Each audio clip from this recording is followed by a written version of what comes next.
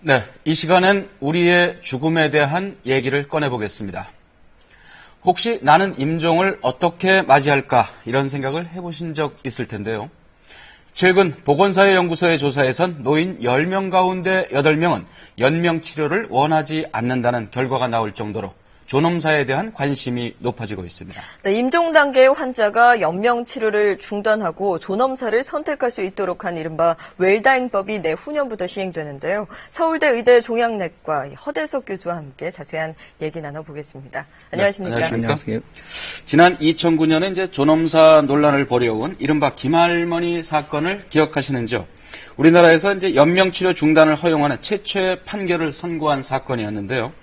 이 연명치료 중단 이후에 진료비를 두고서 병원 측과 유족 측이 소송을 벌였었는데 오늘 대법원이 병원 측 손을 들어줬습니다. 이 판결 내용 영상으로 먼저 준비해봤습니다. 지난 2008년 김할머니는 조직검사를 받던 중 과다출혈로 이른바 식물인간 상태가 됐습니다.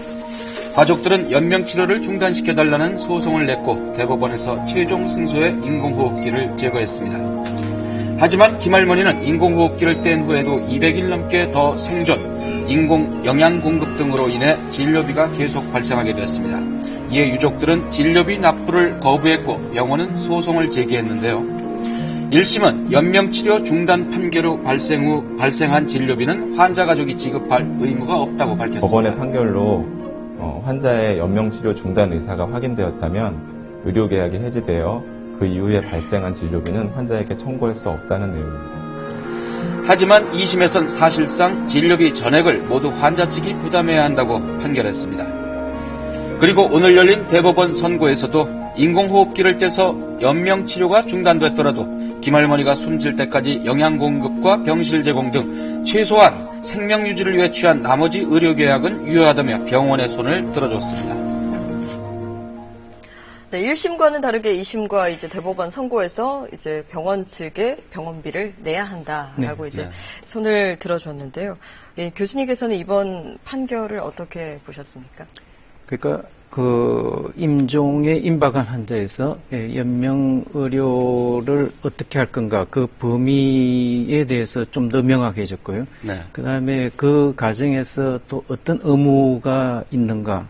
또 최근에 이제 국회를 통과한 이제 관련 법이죠. 연명의료 결정에 관한 법이 가지는 의미 이런 것들을 명확하게 했다고 생각합니다. 그럼 어디까지가 연명 치료인가에 대한 답이 어떻게 나왔다고 보시는 겁니까? 네, 그러니까 우리가 임종 과정에서 환자분에게 이제 제공할 수 있는 의료 서비스에는 뭐 굉장히 다양한 게 있는데요. 이제 소위 말하는 특수 연명 의료, 인공호흡기를 한다든지 혈액 투석을 한다든지 이런 부분은 중단의 대상이 될 수가 있습니다. 그러나 동일하게 산소를 공급할지라도 산소 마스크를 통해서 산소를 공급하는 행위는 중단할 수가 없습니다. 인공호흡기와 산소 마스크는 다른 것이죠. 그럼 그다음에 이제 영양 공급하는 문제도 이건 중단할 대상이 아닙니다. 그래서 중단할 수 있는 거는 불필요하게 환자에게 고통을 가중시킬 수 있는 부분에 대한 거고 필수적인 의료행위, 영양공급, 산소공급 등은 의료기관이든 가족이든 마지막까지 반드시 제공해야 된다는 의무를 명확히 하고 있습니다. 네, 설사 연명치료를 중단해서 이제 인공호흡기를 뗐다 하더라도 영양공급은 당연히 해야 될 의무가 있다 뭐 이렇게 판단한 거라고 볼 수 있겠네요. 이제 사람이면은 누구나 다 이렇게 오래 살고 싶고 죽고 싶지 않다 이런 마음이 들 것 같은데요.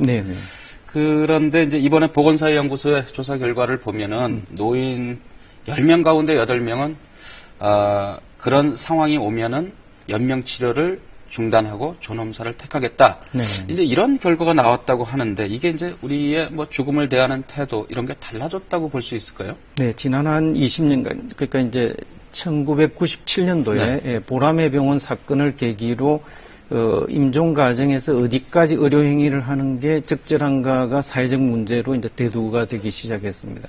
그래서 이제 통념, 그러니까 이제까지 우리 사회를 지배하고 있는 생각은 임종에 이르는 과정에서 모든 의료 행위를 다 하는 것이 최선을 다하는 거라고 생각을 해왔던 거죠.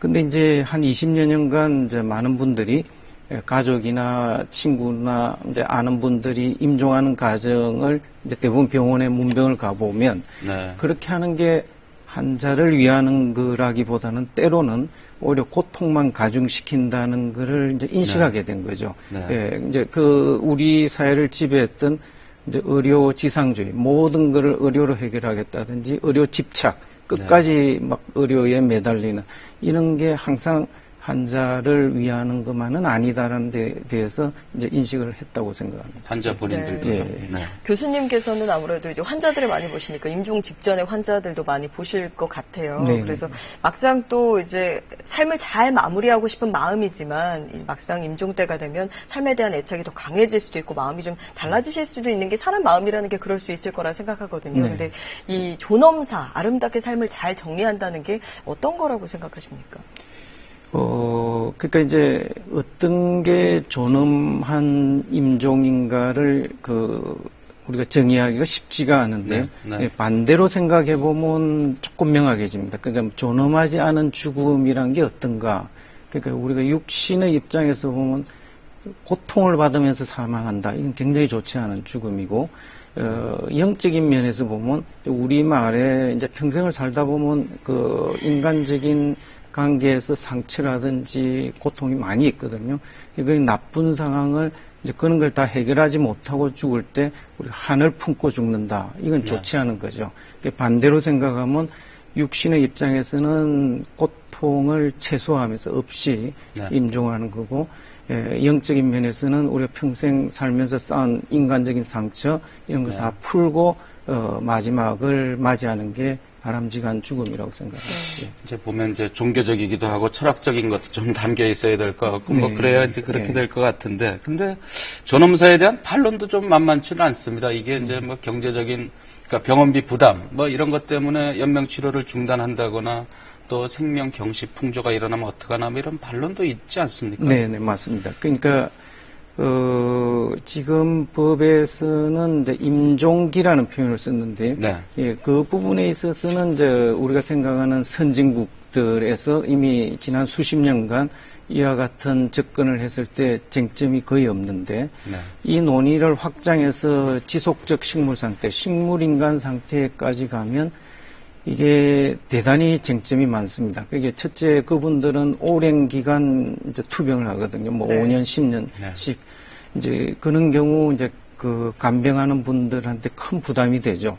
그러니까 지금은 이제 우리가 논의를 시작하는 게 임종기만 국한됐는데 이제 이 논의가 확장되면 아마 그는 식물인간 상태에 대해서는 우리가 어떻게 접근할 건가 이런 데 대해서 사회가 좀 더 폭넓은 논의를 해야 된다고 생각합니다. 그렇군요. 이제 얼마 전에 이제 통과된 웰다잉법이 2018년부터 이제 시행이 되죠. 말씀하신 대로 식물 인간 상태에 계신 분들은 적용이 되는 건가요? 그러니까 현재 국회를 통과한 법에는 지속적 식물 상태, 식물 인간 상태는 대상이 되지 않습니다. 네, 그러면은 이제 임종기라고 아까 말씀을 해주셨는데 정확하게 임종기라고 어떻게 정의할 수 있을까요? 그러니까 임종이 임박한 시기를 대부분 이제 의사 2명의 판단인데 적극적인 의료 행위를 다 하는 거죠. 우리가 의학적으로 알려진 모든 행위를 다 함에도 불구하고 환자가 더 이상 반응하지 않고 급속도로 나빠지는 시기가 있습니다. 그게 대부분의 환자에서는 한 2달 내지 석 달에 걸쳐서 일어나는데요. 이 지속적 식물 상태라도 이제 임종 과정에서는 그런 시기를 거치면서 사망을 하거든요. 그러니까 그거는 뭐 의사 2명, 그러니까 담당 의사하고 그 분야의 전문 의사가 이제 판단을 하게 전문가 2명의 판단 아래 이제 계속 치료를 할지 안 할지 그걸 결정한다는 말씀이신 거죠. 그럼 이제 만약에 환자 본인이 연명 치료를 중단하고 난 이제 존엄사를 원한다. 이렇게 하면은 어떤 절차를 좀 거쳐야 됩니까? 이 논의의 기본 출발은 이제 본인의 가치관을 임종 과정에 어떻게 우리가 반영할 건가, 자기 결정권에 대한 문제에 속합니다. 그래서 제일 좋은 거는 본인이 문서로 그걸 작성하는 게 제일 좋습니다. 그러니까 건강할 때 미리 작성하는 거를 사전 의료 의향서라는 표현을 쓰거든요. 병이 발생해서 임종에 임박해서 의사하고 상의해서 작성하는 걸 연명의료 계획서라고 하는데 이제 그렇게 문서로 네. 미리 작성해 두는 게 제일 그 문제를 작게 하고 본인한테도 혜택이 많이 간다고 생각합니다. 네, 뭐 본인이 못하는 경우 이제 가족이 대신 쓴다거나 아니면 네. 가족이 없는 경우에는 대리인을 통해서 또 이런 의향서나 판단서를 작성하는 것으로 알고 있는데요. 오늘 네. 시간 관계상 마지막 질문 드려야 될 것 같은데요. 네. 연세가 지긋하신 분들 그리고 네. 또 저희들도 한 번쯤은 이제 삶을 어떻게 정리해야 되는 것인가에 대한 생각을 합니다. 어떻게 하는 게 어떤 준비가 저에게 필요할까요? 그러니까 이제 그 임종이란 게 단순히 육신에 뭐 심장이 멎는다, 호흡이 멎는다 이 문제만이 아니고 한 사람의 인생을 잘 마무리하는 과정이라고 생각합니다. 그러니까 이제 대부분 의학적으로 한 두서너 달이 남았을 때 본인은 첫째 집에서 돌아가실지 병원에 가서 돌아가실지 또 병원에 간다면 중환자실까지 갈지 병실에서 할지 근데 임종 과정에서 가족들하고 같이 있는 자리에서 임종할지 이런 것들에 대한 의사 표현을 잘 정리를 해 두시는 게 첫째 필요하고 네. 또 한 개인으로서 평생 살았던 거를 잘 마무리하는 이제 그는 사전에 대한 이건 이제 갑자기 일어나면 대부분 대비를 못 하거든요. 그렇죠. 예, 사전에 본인이 그런 그 본인의 의견을 잘 정리해 둔 게 바람직하다고 생각합니다. 예. 네, 오늘 말씀 잘 들었습니다. 고맙습니다. 네, 고맙습니다. 네.